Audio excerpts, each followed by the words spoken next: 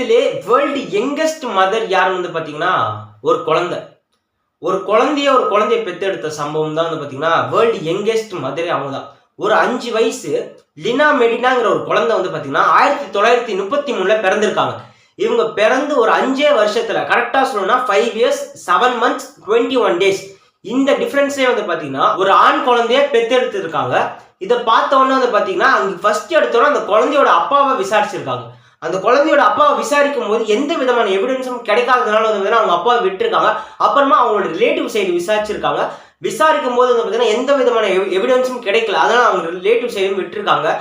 அந்த கேஸ் வந்து பார்த்தீங்கன்னா அப்படியே மூடப்பட்டிருக்கு. எப்படி குழந்தை பிறந்ததுங்கிற விஷயம் வந்து பார்த்தீங்கன்னா இப்போ வரைக்கும் வந்து தெரியல. அந்த குழந்தைக்கு வந்து பார்த்தீங்கன்னா ஜெராடோங்கிற பேரை வச்சு 40 வருஷமா அந்த குழந்தை உயிரோடு இருந்திருக்கு. 40 வருஷத்துக்கு அப்புறமா போன் மேரோ டிசீசஸ் மூலமா வந்து பார்த்தீங்கன்னா அந்த குழந்தை இறந்திருக்கு. லினா மெடினா கூட வந்து பார்த்தீங்கன்னா அவங்க வந்து பருவ காலம் வந்தோன்னா அவங்களுக்கு கல்யாணம் பண்ண வச்சுட்டு அப்புறமா அவங்களுக்கு வந்து பார்த்தீங்கன்னா செப்பரேட்டா இன்னொரு பேபி பிறந்திருக்காங்க. எந்த ஒரு ப்ராப்ளமும் இல்லாமல் ஒரு கேர்ள் சைல்டு வந்திருக்காங்க. ஆனால் அவங்க 5 வயசுல பெத்தெடுத்த அந்த ஆண் குழந்தை எப்படி வந்தது அப்படிங்கிற விஷயம் வந்து பார்த்தீங்கன்னா இப்போ வரைக்கும் மர்மமாவே இருக்கு. விஷயம் புதுசா இருந்தா ஷேர் பண்ணுங்க, சப்ஸ்கிரைப் பண்ண மறந்துடாதீங்க. Bye, thank you.